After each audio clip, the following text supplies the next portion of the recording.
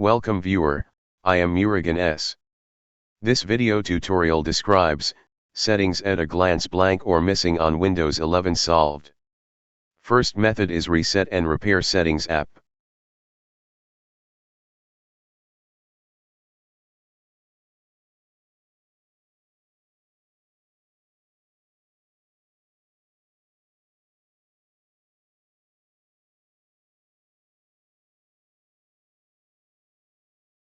Second method is Run PowerShell command.